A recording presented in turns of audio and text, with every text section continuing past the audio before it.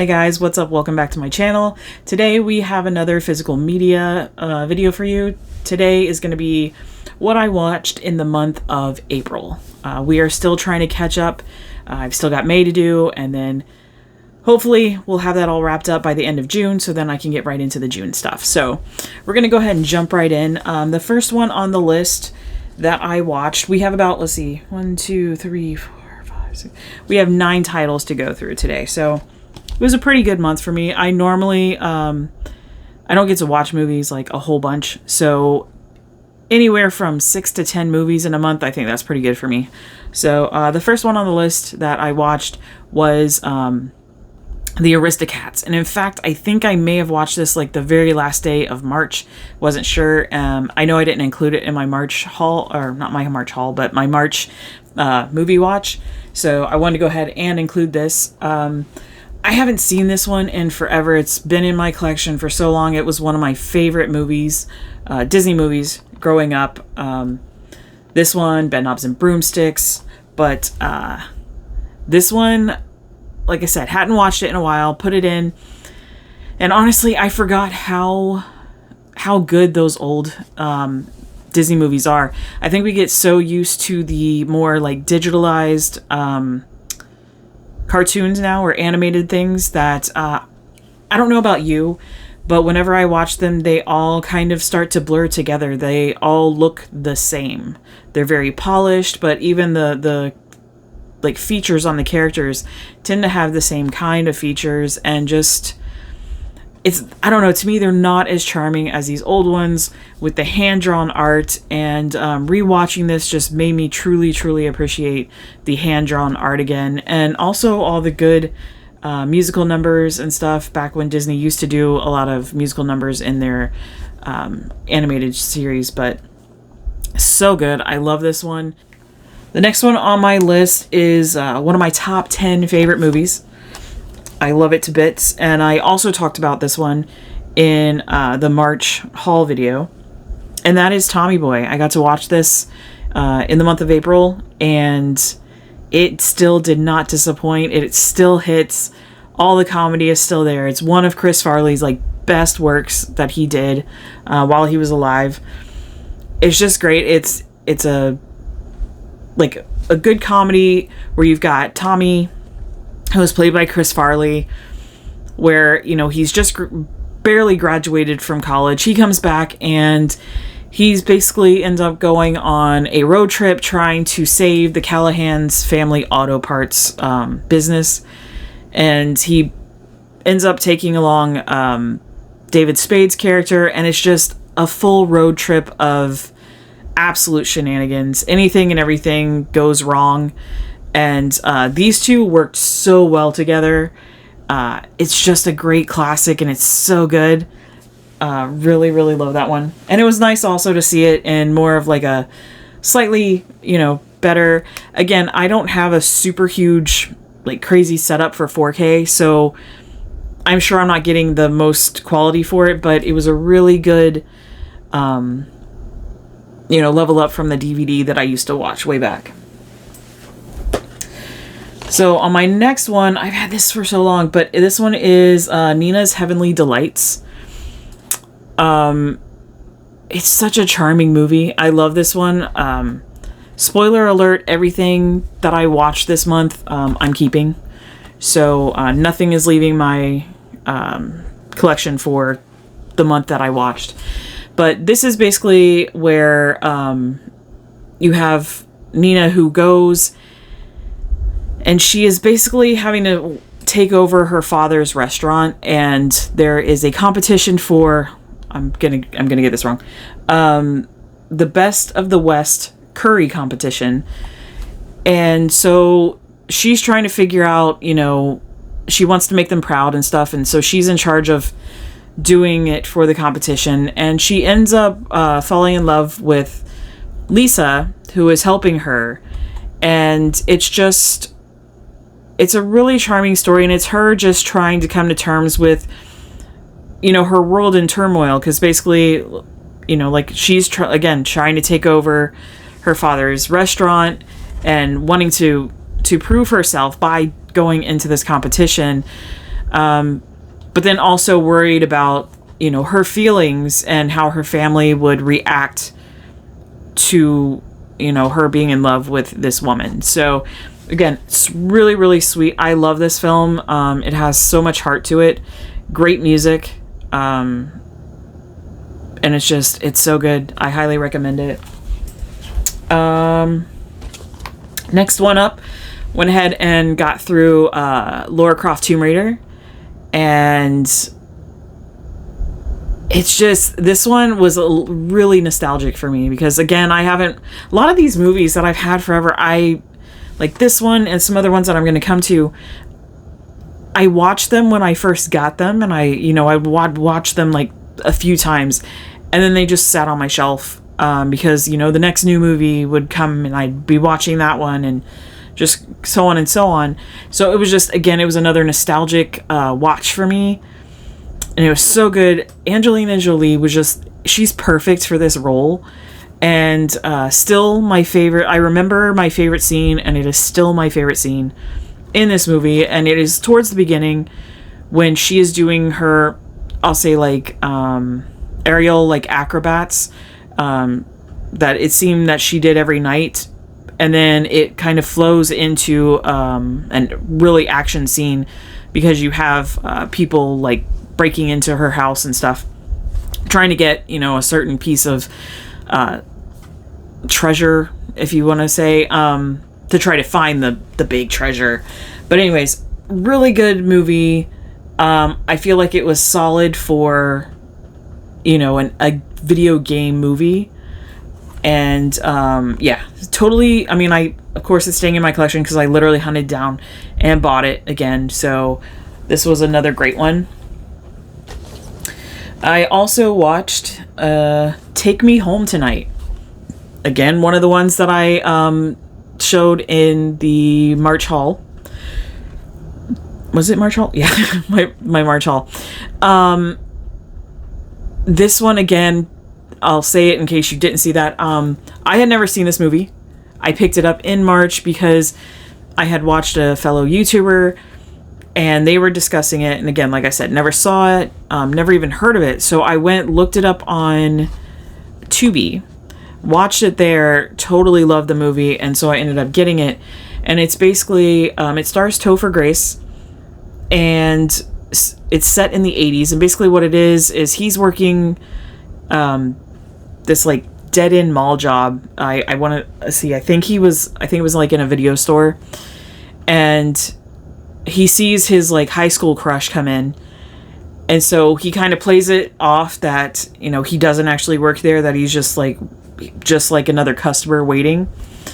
And the whole movie ends up like, the beginning is that, but then the majority of the movie takes place in like one night, and it's where they're going to a party, and then he kind of basically says that he works for a certain company or whatever, just trying to act a little more than what he is, even though he technically could probably do that. Like, he is a smart person, he just doesn't know what he wants to do.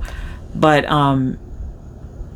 it's just him trying to win the girl over, and it's just, I don't know. It's got a lot of comedy, again, has a lot of heart towards the end.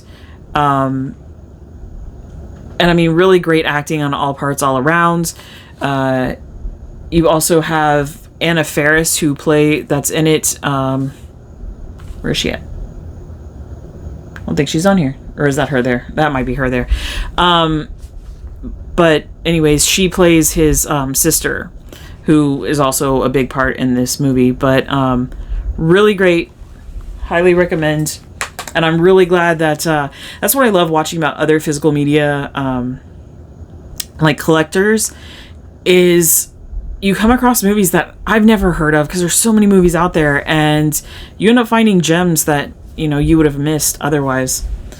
So this one, oh man, this one brought back memories. This one is called Without a Paddle.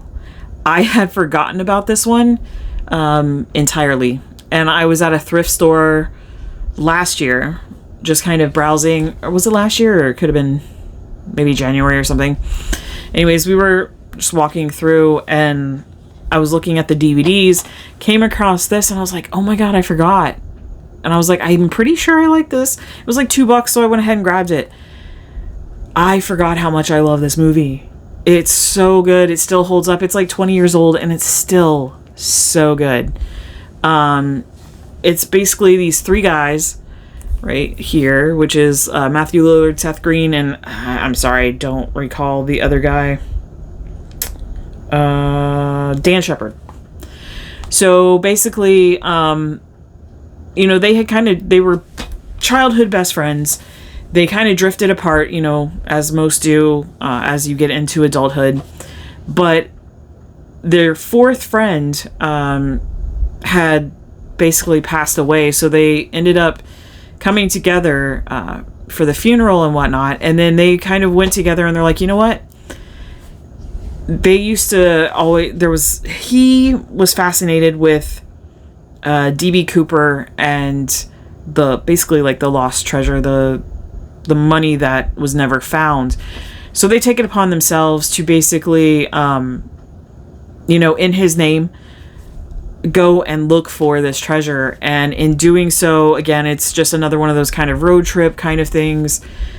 You know, a bunch of friends, shenanigans happening left and right. It's just so good. It's so good. I don't want to give out any more, but this is one of my favorites, I guess, because honestly, I forgot about it, and I don't know if I would say top 10. I'm going to have to watch a lot more of my movies to know if it's going to be in top 10, but I would easily say top 20. Again, it just, for a 20-year-old movie, it's still really good. The next one on my list, we got another Angelina movie, and I went ahead and watched Salt. Again, one of those I used to own way back, and I say used to, this is my copy. I'm so used, like some of the other ones where I used to have it, then didn't. I get confused. This one never left my my collection. However, it's one of those I will watch the movies, like I said, and then it just kind of gets put on the shelf. So rewatching this one again, oh, this slaps. It's so good. And honestly, it kind of made me kind of irritated because I'm like, this is the kind of movies we want. You have so many of these studios wanting to do like girl boss movies, and they don't do it right. It's literally trash. I don't care. I will fight you on that. Majority of this girl boss stuff is garbage, absolute garbage. Because it's one of those where this idea of girl boss nowadays is, I feel like these studios and stuff have taken it where it's like, oh, well, she needs to be strong and independent. Yes, that's cool. But then apparently she doesn't need, you know, she doesn't need love at all. And she, you know, she's going to be just they've basically turned women into an asshole. Like, plain and simple. Like, that's just what it is. And trashing guys and everything else. And I'm like, what?